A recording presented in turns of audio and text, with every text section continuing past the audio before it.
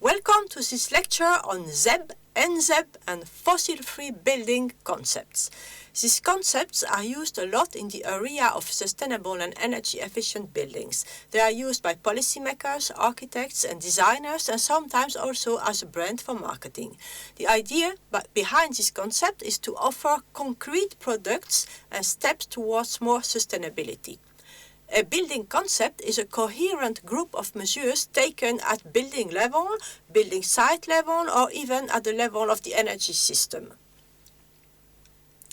Let's take a closer look at this on the building or building site level. We now have a building in orange. Please be aware that the building now looks like a house, but it could also be an office building, a school, a data center, or any type of building. You see on the right the energy demand, which is determined by the wish to maintain a certain temperature and by construction characteristics like insulation.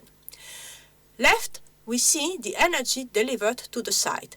The HVAC systems distributes this electricity, heat and cold inside the building. In these HVAC systems, electricity, heat and cold can also be made based on incoming fuels. Think for instance of a home gas boiler. That is what the dark blue arrow represents. But you also see that renewable energy may be produced on site. Think of solar photovoltaic panels on the roof of the building. Think of a small wind turbine placed in the lawn belonging to the house. Both will produce electricity. Another example of production on-site may be the excess heat produced by a data center or a geothermal source located on the house plot. Concerning cold production, it may be the cold well of an aquifer thermal storage or a lake. In general, the energy generated on-site is used first in the building itself. But at certain moments of the day, there is no need for this energy and there is not enough storage capacity on site for it either. The excess energy can be exported to the grid or to other buildings that do have an energy demand. That is what happens in so-called smart grids with electricity, but also with heating or cooling. By injecting renewable energy into these grids, the share of renewable energy used increases and the grids themselves become more sustainable. There is a lot of research on how to design these smart grids. However, the biggest issue at the moment may be the one of policy. In many countries, it is forbidden to export energy to the grid. There are in general two reasons for this, the first one being stability and controllability issues.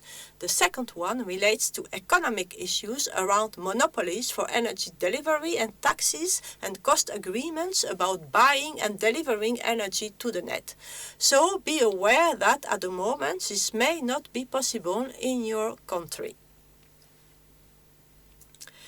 Now, let's take a look at 5 different building concepts. Net zero and nearly zero energy buildings, positive energy buildings, zero energy and CO2 neutral buildings. Net zero energy buildings, so-called NZEB, are based on the achievement of an annual balance between the energy delivered to the site and renewable energy produced and used on site.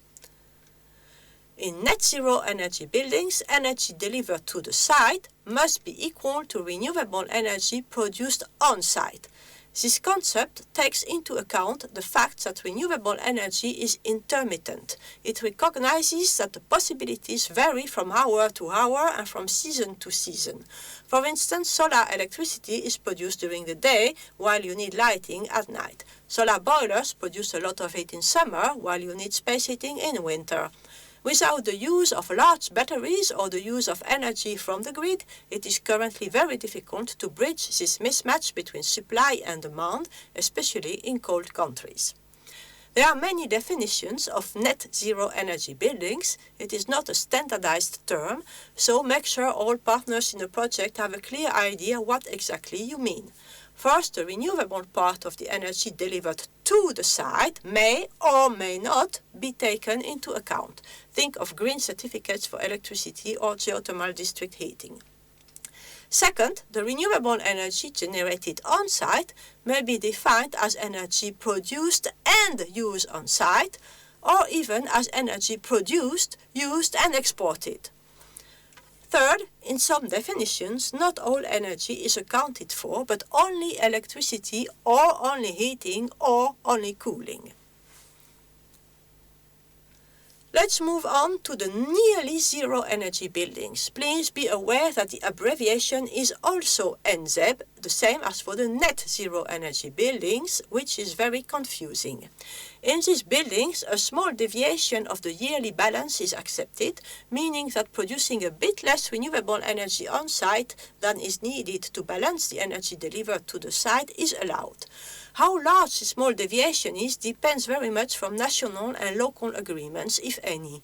For instance, European guidelines indicate a maximum imbalance of 45 kWh per square meter. Just like for the net zero energy buildings, many different definitions can be found. A positive energy building is just the opposite of a nearly zero one. The balance carries on the other side, and now more energy is produced by on-site renewables than delivered to the site. Of course, all these NZEB and positive energy buildings are very nice ideas, but in the end, fossil fuels are still consumed in these concepts because of the intermittency of energy supply by wind or solar energy, and we want to aim for buildings that are completely fossil-free. We will call them zero-energy buildings. Be careful here as well, because some people use the term ZEB but mean NZEB. There are two main definitions for ZEB buildings. In the first one, the building site is allowed to receive energy from outside, but this energy should be 100% based on renewables. In the second definition, only on-site renewable energy is accepted, making the use of storage and batteries on-site necessary. As zero-energy buildings use only renewable energy, they produce no carbon emissions during the operation of the energy systems and can therefore be called carbon-neutral buildings as well. They are also sometimes referred to as zero-carbon buildings or net-zero carbon buildings.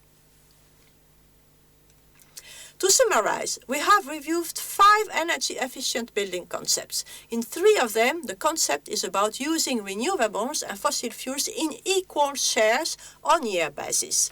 2 concepts go for the complete elimination of fossil fuels and CO2 emissions.